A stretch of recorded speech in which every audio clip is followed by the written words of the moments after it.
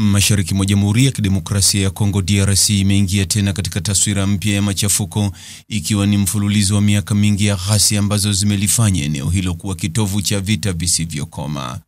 Mashambulizi ya waasi wa M23 yameibuka tena yakishika kasi katika hali inayovuruga makubaliano ya amani yaliyofanyika wiki iliyopita, yakipewa matumaini makubwa kuwezesha kusitisha mzozo huo. Zaidi ya watu 25,000 wameyakimbia makazi yao tangu kuanza upya kwa mzozo huo mapema mwezi huu. Wiki iliyopita Desemba 4 mwaka huu 2025, viongozi wa DRC na Rwanda walikutana uso kwa uso mjini Washington DC, Marekani, na kusaini makubaliano ya Washington, Marekani akiwa msimamizi wa mchakato wa kurejesha amani katika ukanda huo wa maziwa makuu. Hivyo kuzuka upya kwa mapigano siku chache baada ya kusaini makubaliano hayo kunaonyesha ukosefu wa uaminifu baina ya pande husika na udhaifu wa mkataba wenyewe katika utekelezwaji wa mikakati iliyosainiwa kwa makubaliano ya pande zote mbili, ambayo inaonekana kukosa nguvu ya kudumu.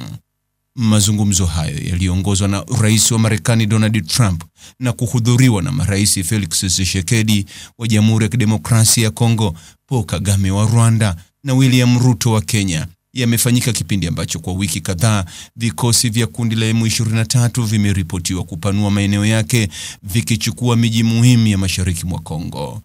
Hatua hiyo imeuibua Umoja wa Afrika AU, ambao kupitia kamisheni yake umelani kuendelea kwa mapigano hayo, licha ya juhudi zinazochukuliwa katika kuhakikisha mzozo huo unakomeshwa na kutoa fursa kwa wananchi kuendelea na maisha yao bila bugdha. Kupitia taarifa iliyotolewa Desemba 11 mwaka huu 2025, mwenyekiti wa kamisheni ya Umoja wa Afrika AU, Mahmoud Ali Yusuf, amelani kuendelea kwa mashambulizi ya kundi la M23 mashariki mwa Kongo, akitoa wito wa kusitishwa kwake mara moja. Mwenyekiti wa Tume ya Umoja wa Afrika Mahmoud Ali Yusuf anafuatilia kwa wasiwasi mkubwa hali inayoendelea katika eneo la maziwa makuu, hususan matukio ya Kivu Kusini, mashariki mwa Jamhuri ya Kidemokrasia ya Kongo, na pia katika jimbo la Cibitoke nchini Burundi, imesema taarifa hiyo. Kwa mujibu wa taarifa hiyo, mapigano yanayoendelea yanaweza kuathiri ukanda mzima wa maziwa makuu, zikiwemo nchi za Kongo yenyewe, Rwanda, Burundi na mataifa mengine jirani. Mwenyekiti anaonyesha kuguswa na idadi ya raia walioathirika katika Jamhuri ya Kidemokrasia ya Kongo na Burundi. Anasisitiza kuhusu msimamo wa muda mrefu wa Umoja wa Afrika kwamba amani ya kudumu katika eneo la maziwa makuu inategemea heshima kamili ya mamlaka na uadilifu wa mataifa yote, imeeleza taarifa hiyo, mwisho wa kunukuu. Aidha, mbali na kulani mashambulizi hayo, AU pia imetoa wito kwa mataifa yote katika ukanda wa maziwa makuu kuheshimu wajibu wao chini ya mkataba wa Addis Ababa, Ethiopia, na kuzingatia kikamilifu msingi wa kutoshambuliana na kulindana wa mkutano wa kimataifa wa eneo la maziwa makuu. Mgogoro mashariki mwa Kongo una historia ndefu, ukianzia katika migogoro ya ndani ya taifa hilo mwanzoni mwa miaka 2000 na kuendelea kwa makundi mengi ya waasi yanayoshindania udhibiti wa maeneo mbalimbali katika taifa hilo kubwa zaidi la ukanda wa maziwa makuu. Aidha, utajiri mkubwa wa madini kama dhahabu na kobalti pamoja na misuguano ya kikabila imekuwa ikitajwa kama chanzo cha migogoro ambayo imekuwa ikilikumba taifa hilo hadi mnamo mwaka 2012, ambapo kundi la M23 liliibuka rasmi likidai kutetea haki za jamii. Kwa zaidi ya miongo miwili sasa, maeneo ya Kivu yamekosa utulivu na kila jaribio la amani limekwama katika mtego wa maslahi ya kisiasa na kiuchumi, huku kundi la M23 limekuwa likihusishwa na ushirikiano wa mataifa jirani na udhibiti wa rasilimali za taifa la Kongo DRC, hali iliyofanya mashariki mwa Kongo kuwa mojawapo ya maeneo yenye mgogoro ya muda mrefu zaidi duniani. Kwa kipindi chote hicho, raia wa maeneo hayo wameendelea kuishi kwa madhila ya vita, mauaji, ubakaji, njaa, kuporomoka kwa uchumi na kukimbia makazi, wakivuka mipaka kuelekea Burundi, Rwanda na Uganda, hali inayotishia utulivu wa eneo lote la maziwa makuu.